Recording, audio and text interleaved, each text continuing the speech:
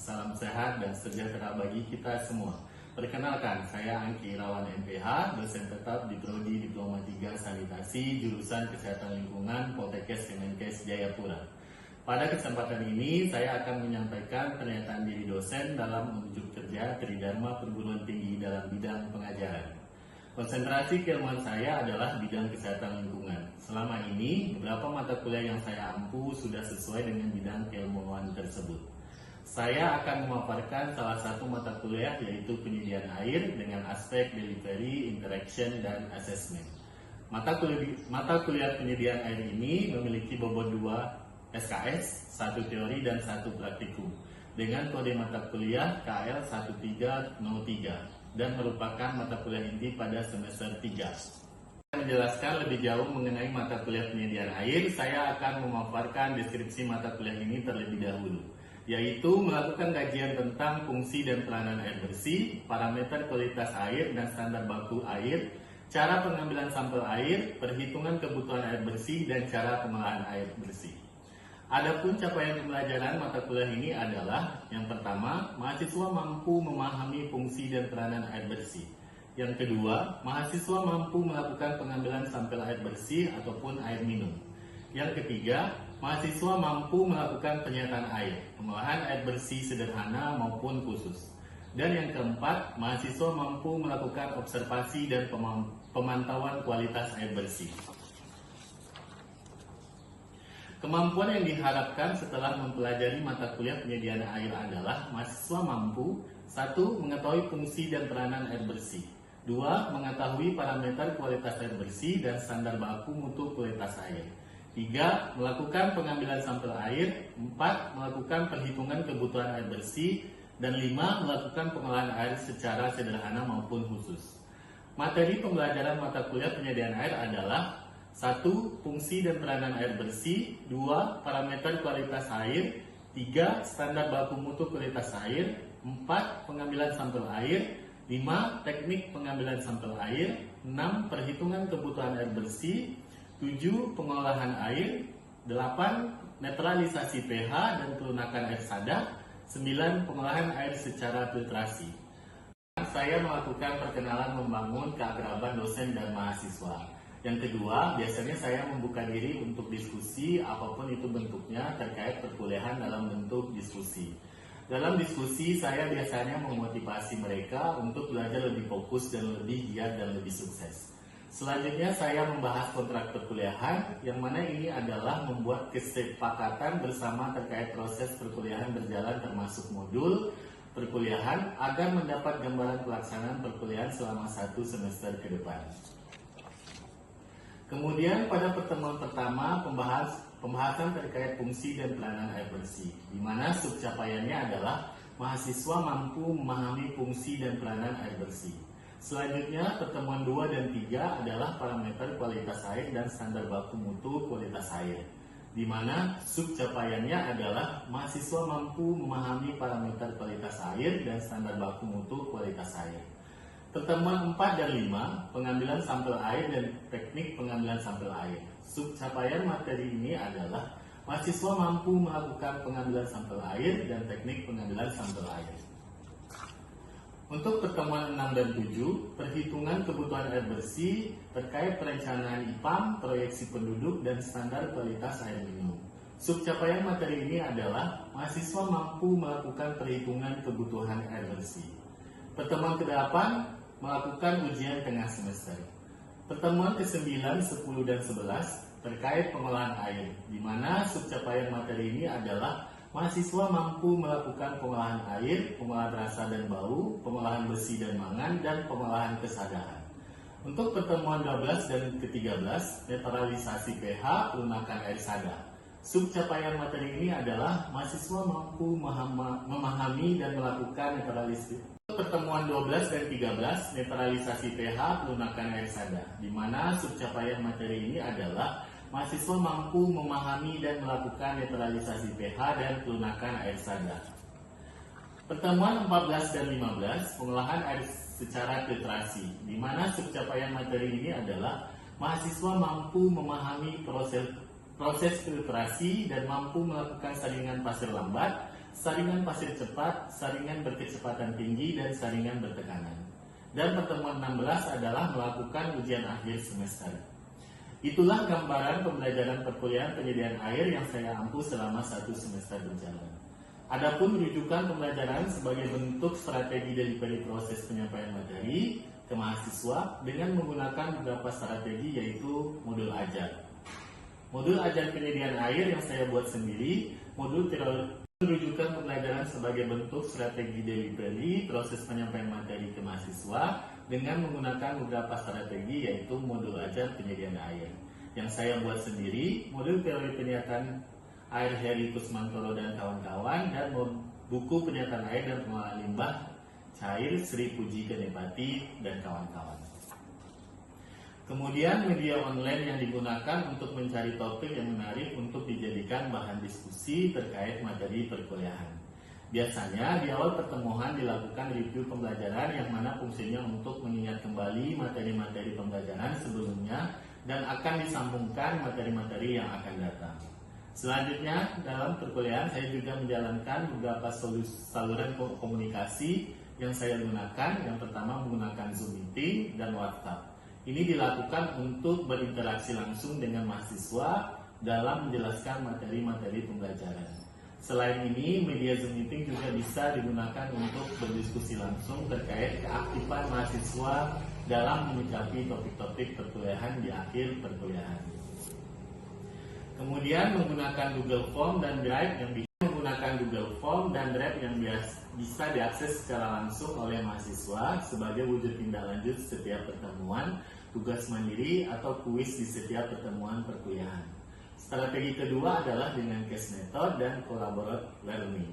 Dengan memberikan contoh kasus secara berkolaborasi terkait dengan materi perkuliahan serta pemberian kuis yang dapat didiskusikan agar mahasiswa lebih semangat dan semakin termotivasi dalam mempelajari materi pembelajaran.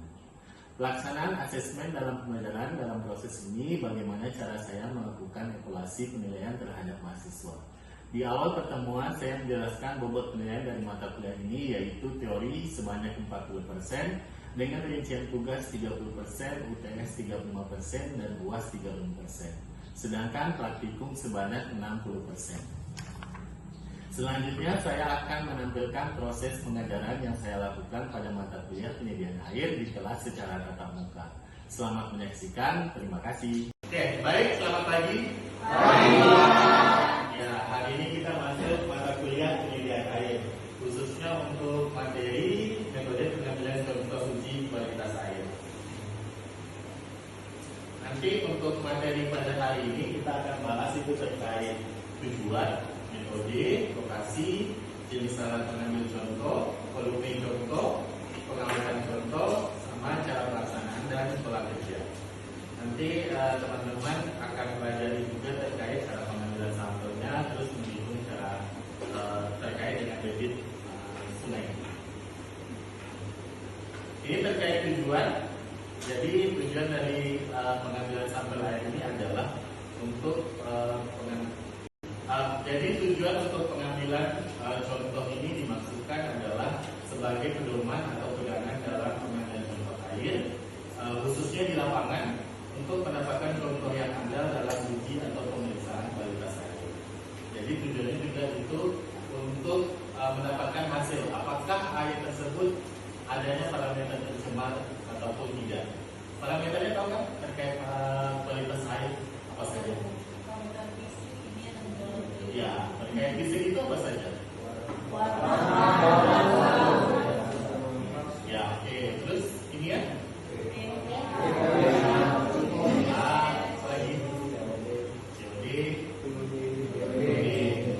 Terus ada mikrobiologi. Mikrobiologi itu kayak apa? Ya, berhubungan dengan bakteri ataupun mungkin ada E. coli-nya. Terus ini metodenya, nanti saya akan jelaskan satu persatu. Ada grade sampler, ada komposit, ada integritet, ada juga gabungan antara grade sampler sama komposit maupun automatic sampler. Ini terkait grade sampling. Jadi yang dimaksud dengan grade sampling ini adalah sampelnya yang dikumpulkan pada suatu tempat atau pada sari tujuan. Jadi misalkan nanti kalau teman-teman nih disuruh ambil sampel, misalkan di sungai. Jadi di sungai itu cuma diambil satu titik saja, terus diambil cuma dalam satu waktu. Paham nggak? Jadi nanti bawa alatnya, terus ambil cidung ataupun nanti menggunakan ada namanya yang otomatis gitu. Itu diambil satu waktu saja. Itu namanya grade sampel. Terus untuk hasilnya, bahkan nanti sudah diuji di lab, itu hasilnya kan tidak akan mewakili kondisi dari sungai tersebut. Karena kan kita ngambilnya cuma satu kali, toh. Jadi misalkan untuk terjadi pencemaran, karena waktunya mungkin pas limbahnya dibuang, jadi otomatis akan hasil pencemarannya akan tinggi karena kita ambil satu kali, itu maksudnya. Ataupun nanti saat tidak limbahnya dibuang, tapi kalian ambil sampelnya pada waktu tersebut, akhirnya akan parameternya nggak ada nih, ataupun baik, itu maksudnya. Jadi itu tidak bisa dijadikan sebagai untuk pengambilan keputusan apakah sungai tersebut cemar atau tidak. Paham? Ini contohnya terkait dengan sampel itu. Jadi diambil satu titik, satu waktu. Jadi misalkan dalam 24 jam itu yang diambil cuma misalkan pagi ataupun siang ataupun sore atau malam, cuma satu titik dan satu waktu. Ini terkait composite sampling, ini namanya grade sampling berulang. Jadi tadi kalau grade sampling itu apa? Satu titik satu waktu. Kalau grade sampling ini diambil satu titik tapi waktunya berulang. Jadi ini sampling dilakukan pada beberapa kali dalam waktu yang berbeda, tapi untuk lokasinya sama. Ini contohnya begini. Ini contohnya kan composite sampling. Jadi dalam 24 jam ataupun dalam satu hari kita ambil misalkan jam 6 pagi, ambil sampel 1. Terus selanjutnya jam 10 pagi ambil lagi, itu sampai jam 1 malam. Jadi tapi dalam satu titik saja, itu namanya composite sampling. Jadi sudah tahu bedanya grade sampling sama composite sampling. Ini integrated sampling. Jadi pengambilan sampel secara dilakukan pada lokasi dan tempat yang berbeda. Dimaksudkan untuk mewakili kondisi lingkungan terkait pengambilan sampel pada waktu yang bersamaan pada saat itu. Jadi ini misalkan air sungai ini diambil pada titik yang berbeda, tapi pada waktu yang sama. Paham kan? Misalkan sungai sepanjang itu berarti kita butuh bukan satu orang. Kalau tadi lihat sampingnya kita cuma ciduk satu kali dalam satu waktu. Ataupun tadi composite sampling kita bisa lakukan dalam misalkan butuh satu orang saja. Tapi untuk integritas ini kita butuh beberapa titik tapi dalam waktu yang sama. Misalkan yang satu, otomatis kan ada beberapa orang yang akan turun untuk mengambil sampel tersebut. Composite sampling. Tapi waktunya sama, titiknya yang beda. Oke, ini integrated place dan time. Jadi ini pengambilannya beberapa titik, tapi diulangi dengan waktu yang berbeda. Misalkan tadi kayak composite sampling kan ambil 6 titik, tapi waktunya sama. Kalau integrated place dan time ini tempat dan waktu kita ambil berapa titik di waktu yang berbeda. Misalkan titik waktu pertama ambil berapa titik, kedua berapa titik. Oke, paham? Baik, selanjutnya yaitu adalah lokasi pengambilan contoh air. Jadi sumber air kan jelas itu ada air sumur, ada hujan, air sungai, air laut. Jadi untuk penguatan kualitas air pada suatu daerah pengaliran ini dapat dilihat, misalkan untuk terkait sumber alamiah itu adalah lokasi pada tempat yang belum terjadi atau masih sedikit pencemaran. Jadi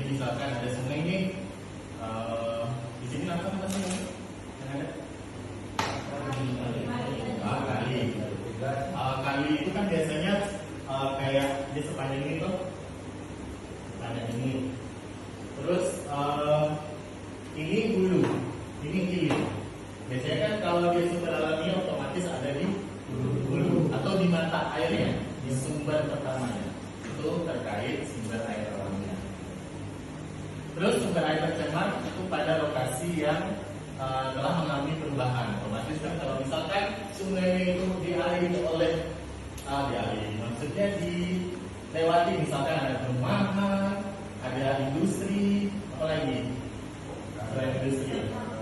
Ya, pokoknya beberapa industri ataupun perusahaan. Biasanya kan ada industri yang industrinya itu yang membuang sampah atau limbah ke sungai. Otomatis di sini harus di sampelnya. Terus ada sumber air yang dimanfaatkan. Masih ada nggak warga ataupun masyarakat yang memanfaatkan sumber air tersebut? Di situ juga akan diambil sampel. Otomatis di sini misalkan perusahaan, di sini misalkan kampungnya masih menggunakan misalkan untuk kebutuhan sehari-hari, misalkan untuk minum ataupun untuk mandi, cuci ataupun hapus tahu nggak? Gali, data, itu juga harus diambil sampelnya. Ini contohnya, nih terkait misalkan ini kota, ada perikanan, ada industri, ada irigasi sama hulu. Ini contohnya tingkat 13. Yang satu ini adalah penyediaan air untuk kota besar. Ini perikanan dan rekreasi sini. Terus irigasi dan pertanian dalam skala besar. Terus batas pasang surut, karena ini ada berada di daerah laut, otomatis kan ada pasang surutnya. Untuk keperluan industri, jadi dari laut sini masuk, ataupun dari sungai juga. Ini kita akan masuk ke bagaimana cara menentukan titik sampel berdasarkan debit sungai. Oke, contohnya begini. Di sini keterangannya adalah bila debit air sungai tidak lebih dari 5 meter kubik per detik. Ingat ya, itu kuncinya kurang dari 5 meter kubik per detik. Jadi kalau misalkan kurang dari 5, otomatis yang diambil sampel airnya adalah 0,5 kali kedalaman sungai. Jadi misalkan kita harus tahu dulu berapa kedalaman sungainya. Terus kita harus hitung dulu debitnya. Kalau debitnya kurang dari 5 meter kubik per detik, otomatis dikali kedalaman sungai, 0,5 kali kedalaman sungai. Contohnya begini, berapa debit yang kurang dari 5 meter kubik per detik? Berarti di bawah 5 berapa? Berarti 0 sampai 4,99. Jadi kalau di bawah itu nanti dikali 0,5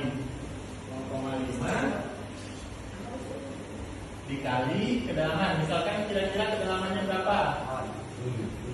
7 kedalaman. Kalau misalkan sungainya di bawah 5 meter, misalkan 4 gitu, 4 meter. Berarti 0,5 dikali 4 berapa? 2 meter. Nah, jadi di kedalaman 2 meter itu diambil sampelnya. Paham? Oke, nanti saya kasih contoh. Teman-teman bisa kerjakan. Ini misalkan kalau debit airnya itu antara 5 sampai 150 meter kubik per detik. Jadi teman-teman harus tahu dulu berapa debit sungainya. Terus nih, alirannya cukup turunan bagi air yang tersebut menjadi homogen. Jadi kalau dia debitnya antara 5 sampai 150, diambil di 2 titik, 1/3 dan 2/3 dari lebar sungai. Kalau tadi yang debitnya kurang dari 5, itu kan kita ngambil kedalamannya saja.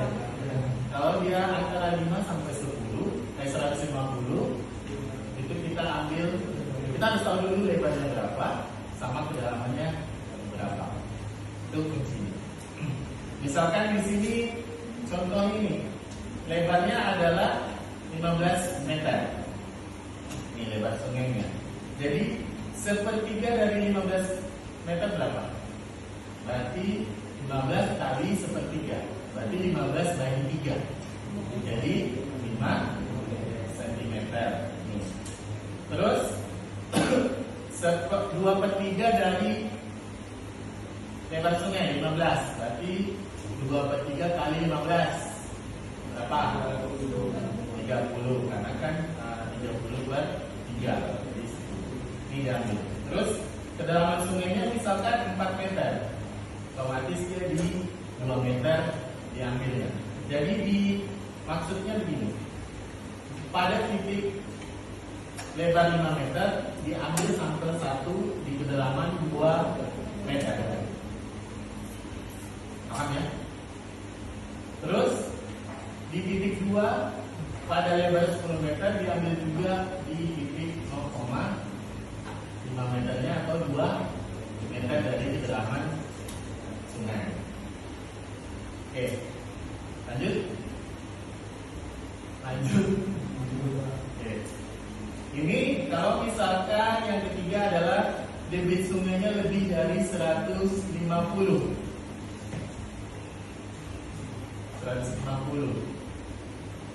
Jadi yang diambil adalah ada 6 titik. Di 1/7, 2/7, 3/7, 4/7, 5/7 dan 6/7 dari lebar sungai. Terus untuk kedalamannya nanti akan diambil 2 titik di 0,2 sama 0,8. Misalkan di lebar sungai 1/7, otomatis diambil 2 sampel di kedalaman 0,2 dan 0,8. Terus juga di titik 2/7 diambil juga 2 titik. Oke, saya kasih contoh soal. Siapa yang mau ngerjain soal pertama? Oke, bisa maju ke depan.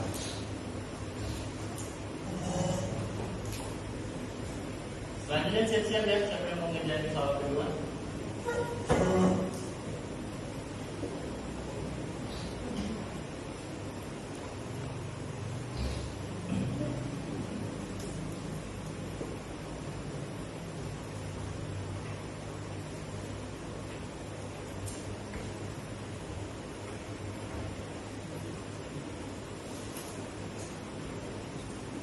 Airnya 4,7.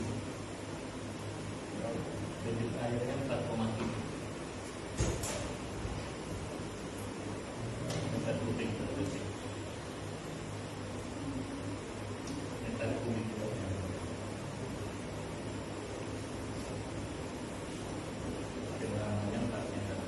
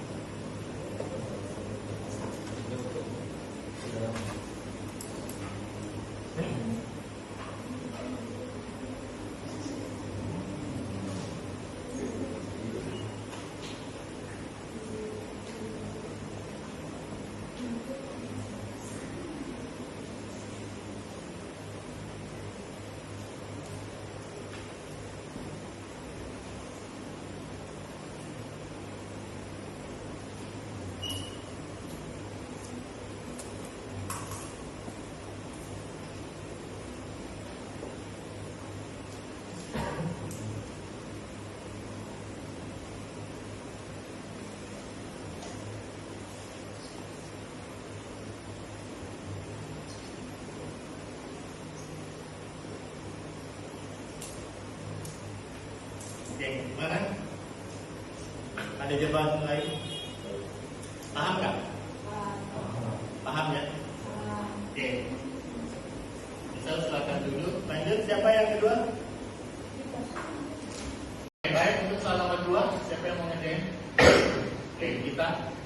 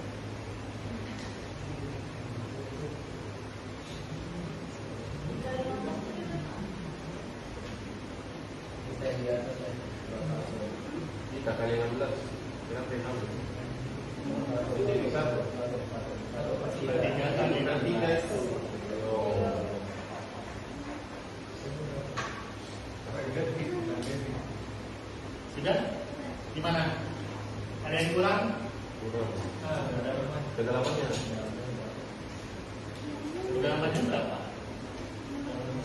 Oh, kan paling tinggi belum tuh? Kurang kedalamannya 0,5. 0,5 sorry.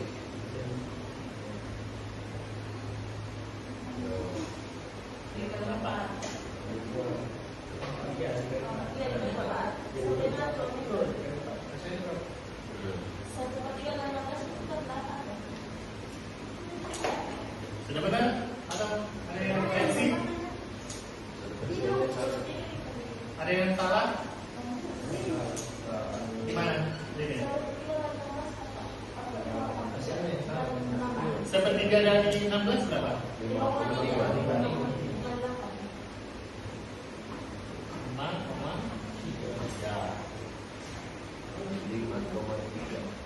5,3 dari 16? 5,3. Kita 5, 0,3. Banyak. Ya. Oke. Sudah? Ada koreksi lagi? Sudah. Oke. Oke, lanjut. Soal nomor 3 kita boleh duduk. Nomor 3 tadi siapa? Rido ya? Lanjut.